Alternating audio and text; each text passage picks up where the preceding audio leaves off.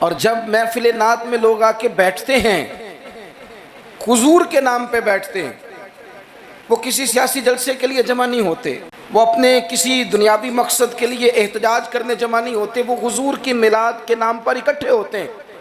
خلاق عالم کے فرشتے تو گواہی دیتے ہوں گے نا، یا اللہ دیکھ کے آئے ہیں ہم، وہ تیرے محبوب کے لیے جمع ہوئے تھے۔ نعت خوانوں، کیا کمال ہو جائے اگر ہم نعت خوانی کے ساتھ مخلص ہو جائیں۔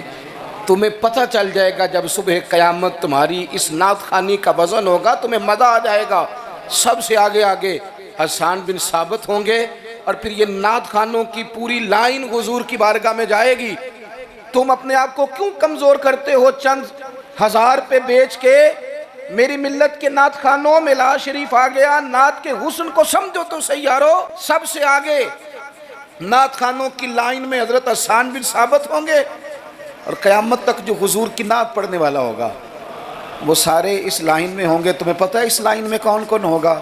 ملا عبد الرحمن جامی بھی ہوں گے، سعدی شیرازی بھی ہوں گے۔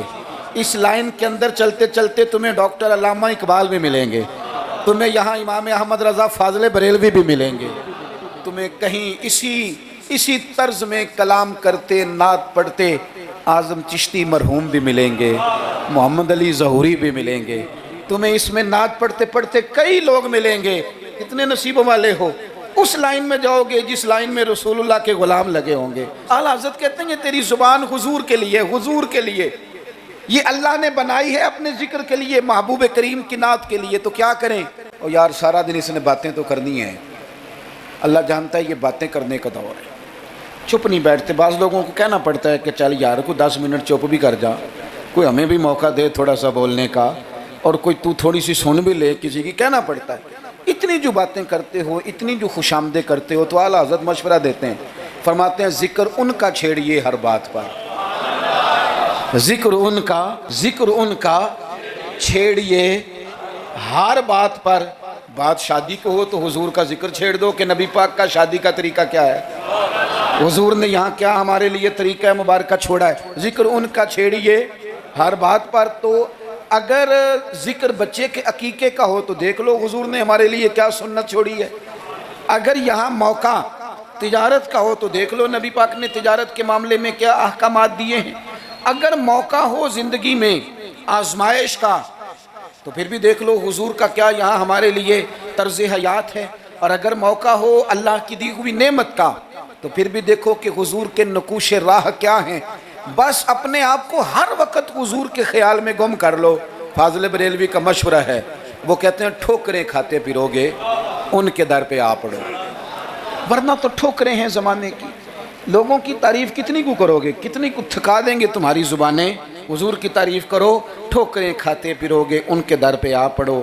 قافلہ تو اے رضا اول گیا آخر گیا، حضور کے دروازے پہ آؤ، نبی پاک کی تعریف کرو، اور پھر حضور کی تعریف سنیں۔ میں بڑے درد کے ساتھ ایک بات عرض کروں، میں بڑے درد کے ساتھ، دکھی دل کے ساتھ ایک بات عرض کروں، میلاد کی محفلوں میں غریب لوگ رہ گئے۔ وہ امیرو، تم سیاسی جلسوں میں بڑے شوق سے جاتے ہو، تمہاری پجارو بھی جاتی ہے، اس پر کسی سیاستدان کا فوٹو بھی لگاتے ہو، جھنڈا بھی لگاتے ہو، بڑے خرچے کرتے ہو، جیبوں سے پیسے لگاتے ہو۔ کیا عجیب تمہاری منطق ہے، جس محبوب کے صدقے رب نے تمہیں سارا کچھ دیا ہے۔ اس محبوب کریم علیہ السلام کی محفل آئے تو وہ غریبوں کے حصے میں آتی ہے، وہ کمزوروں کے حصے میں آتی ہے، اور تم جا کر کے چرچے کرتے ہو ان کے۔ یاد رکھنا، سمجھ لینا، دنیا کا سب سے خوش قسمت شخص وہ ہوتا ہے جسے اللہ اپنے محبوب کی غلامی کے لیے پسند فرما لیتا ہے۔ یار اس طرف تم توجہ ہی نہیں کرتے۔ حضور کا ذکر سنو، ذوق سے نعت سنی جائے۔ نعت نہ پڑھنے سے زیادہ سننے سے تعلق رکھتی ہے۔ نعت خواں اللہ کے فضل سے بڑے ہیں، ہمارے اس شہر میں بڑے بڑے اچھے نعت خواں آپ کو مل جائیں گے، بڑے ہیں، لیکن نعت سننے والے،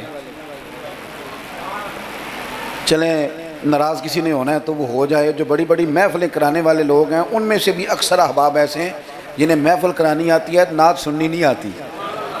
محفل کرانا اور ہے، نعت سننا، یہ سننا ایک کمال ہے۔ اب میں جو اگلی بات کروں گا وہ شاید آپ کے لیے اور زیادہ خوشی کا باعث بنے۔ नात पढ़ते सहाबा थे, सुनते मदीने वाले महबूब। आप सुनने का दर्जा तो देखें ना, कितना मामला मुनफरद है। हुजूर के जिक्र को सुनना, नबी पाक की बात को, ये मुनाफिकों का तरीका था कि हुजूर की बात जब होती थी, नबी पाक जब बात करते थे तो वो खेल कूद में लग जाते थे, हुजूर की बात ना सुनते, सुनने ना देते, ताकि किसी पे असर ना हो जाए। मोमिन क्या करता है, आला हज़रत फाज़िल बरेलवी यहाँ भी सबक पढ़ाते हैं। वो कहते हैं अर्श पे ताज़ा छेड़छाड़, अभी ताज़ी ताज़ी बातें छिड़ी हैं नबी पाक की अर्श पे, अभी फरिश्तों ने नया कलाम छेड़ा है हुजूर का। कहते हैं अर्श पे ताज़ा छेड़छाड़ और फर्श पे तुरफा धूमधाम। वहाँ हुजूर का जिक्र छुड़ा हुआ है और यहाँ तो धूम मची हुई है, गुलामों ने मचाई है। अर्श पे ताज़ा छेड़छाड़, फर्श पे तुरफा धूमधाम, बस कान जिधर भी लगाइए तेरी ही दास्तान है। मैं अर्ज करूं, इधर देखो मेरी तरफ, मेरी मिल्लत के जवानों, हमारी ज़िंदगियाँ कमज़ोर हैं, हमारे ज़िम्मे बड़े सारे हुकूक हैं। बूढ़े माँ बाप के झुर्रियों वाले चेहरे हमें बड़ा परेशान करते हैं। कई घरों में बहनें हैं, वो आते जाते उनके दुपट्टे का वकार बरकरार रहे, ये हमारे दिलों में ख्वाहिशात चमकती हैं। बेटी छोटी सी भी आंगन में दौड़ रही हो तो बाप ना छोटी बेटी देख के भी कहता है अल्लाह नसीबा अच्छा कर दो, अल्लाह इस पे रहमत करना। ऐसे ज़माने की हमारे ज़िम्मे ड्यूटियाँ हैं, उन ड्यूटियों के लिए ना हम अपने घर से निकले हुए हैं। कोई मजदूरी करता है, कोई मेहनत करता है, कोई इधर जाता है। उस रास्ते में ना हमारा कई लोगों से वास्ता पड़ता है, कुछ हमसे अपने कसीदे पढ़वाते हैं, कुछ तारीफ़ें करवाते हैं, कई झूठ बुलवाते हैं। कई कहते हैं तू ये वाला काम कर फिर नौकरी मिल जाएगी, कई कहते हैं तू मेरे साथ लग जा, तू कह कि मैं बड़ा अच्छा आदमी हूँ तो शायद मैं तुझे किसी यूरोप के मुल्क का वीज़ा दिला दूँ। ये झूठे हैं सारे, ये झूठी तारीफ़ कराएंगे, तेरी ज़ुबान को धोखे का आदी कर देंगे, तेरे मिजाज के अंदर ऐसी चीज़ें भर देंगे जो तेरे लिए नुकसान का बायस होंगे। ये तुझे पुतली का तमाशा बना देंगे, रिमोट कंट्रोल बना देंगे। ये दुनिया थका मारती है, ये इतना देते नहीं जितना परेशान करते हैं। याद रखो ये सारी चीज़ें धोखा हैं। दुनिया में एक दरवाज़ा ऐसा है जिसकी तारीफ़ करो ना तो दुनिया भी आखिरी हद तक मिलती है और आखिरत में तो खुदा फिर फजल ही बड़ा फरमाएगा। और वो दरवाज़ा है मदीने वाले महबूब का, वो नबी करीम का दरवाज़ा है। हुजूर की जो तारीफ़ है ना, जो नबी पाक की चौखट की तारीफ़ करने वाले हैं, हुजूर के दरवाज़े की जो तारीफ़ करने वाले हैं नबी पाक की, उनमें सादे सादे लोग भी हैं। मुझे नहीं पता कि ज़्यादा सुरीला नाथ खां कौन है, मुझे नहीं पता आजकल ज़्यादा रेट किसका है, मैं नहीं जानता। लेकिन एक बूढ़ी सी अम्मा मदीना शरीफ में, सादी बिल्कुल और अनपढ़ भी जुमले पंजाबी के भी ठीक नहीं अदा करने आते। मैं हुजूर की बारगाह की हाज़िरी दे के आ रहा था तो बिल्कुल बाहर ना मस्जिद नबी शरीफ के जंगले से बाहर निकल के वो बूढ़ी अम्मा, सादे से कपड़े, पंजाब की थी, किसी गांव की थी और उम्र भी बहुत ज़्यादा थी। उसके सादे से जुमले वो दूर बैठ के ना, चूँकि करीब तो ख़वातीन का आना दुरुस्त है भी नहीं और वो आने भी नहीं देते, पीछे बाहर हम निकले बाज़ार में तो वहाँ ना शायद किसी का इंतज़ार कर रही थी। बच्चे ने वक़्त दिया होगा कि अम्मा तू यहाँ बैठ जाना तो मैं आ जाऊँगा, तो वहाँ बैठी थी। चलें, मैंने भी बहुत सारे नातें सुनी हैं अल्हम्दुलिल्लाह, सुनते रहेंगे जब तक ज़िंदा हैं। पर उस बूढ़ी अम्मा के ना दो जुमले, दो फ़िक्रे, फट गया मेरा कलेजा और कई दिन मैं रोता रहा।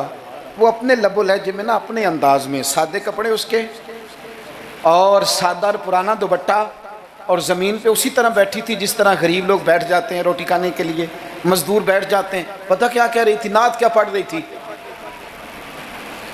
क्या उसका अंदाज़ था नात पढ़ने का। वो कभी देहातों में सादी औरतें जिस तरह बात करती थी, हमारी बूढ़ी माएँ इस तरह वो बात कर रही थी और इशारे करके ना मदीने के दरो दीवार की तरफ अपना मज़ा पूरा कर रही थी। कह रही थी देखो नहीं देखो, उसका लहजा है, उधार लेके बात कर रहा हूँ, उसका लहजा है, उसकी बात है और शेर में वज़न कैसा है और जुमले की तरतीब कैसी है ये शायर बताएंगे। मुझे तो लुत्फ़ आया था तो मैं बात आगे नकल कर रहा हूँ। वो कह रही है और वो मतलब आवाम को मुतवज्जे नहीं कर रही, वहाँ तो है ही कोई नहीं, अकेली बैठी है, अपना ज़ौक़ पूरा कर रही है। اور لگتا ہے کہ وہ نا، مجھے یوں لگتا ہے کہ جیسے نا وہ حور و غلمان کو متوجہ کر کے کہہ رہی ہے اور اس کی آنکھوں میں آنسو ہیں. تھوڑی دیر اتنا روتی ہے کہ آواز بھار آتی ہے اس کی، پھر دوبارہ بات شروع کرتی ہے، پھر اپنے پلو سے آنسو پوچھتی. کہتی کیا ہے؟ کہتی ہے ویکھو نی ویکھو کڈے کرم کمائے سوں، میرے جے گندے مندے بھی در تے بلائے سوں. اب ویکھو نہیں ویکھو کڈے کرم کمائے سوں، اب میرے جے گندے مندے بھی در تے بلائے سوں. تھوڑا چاچ جانا چاہیے حضور سے پیار کرنے کا، تھوڑا نہ چاچ جانا چاہیے، تھوڑا طریقہ ہونا چاہیے. اس کے لیے مہنگی محفل کی ضرورت نہیں، اس کے لیے ذرا ذوق کی ضرورت ہے. اس کے لیے میرے پاس نا، میں چھوٹا آدمی ہوں لیکن کم از کم 100 مجھے روز پیغام ملتے ہوں گے کہ پیر صاحب ٹائم چاہیے، پیر صاحب ٹائم. اب تو میں کئی دفعہ اتنا مجبور ہو جاتا ہوں کہ سوچتا ہوں یار میں چھوٹا آدمی ہوں، یہ مثلاً کیا کس حد تک انسان جو ہے وہ چلے گا. فجر کے بعد میں نے بیان کیا، زور سے پہلے میں نے بیان کیا، زور کے بعد میں نے بیان کیا، ابھی بھی میں بیان کر رہا ہوں.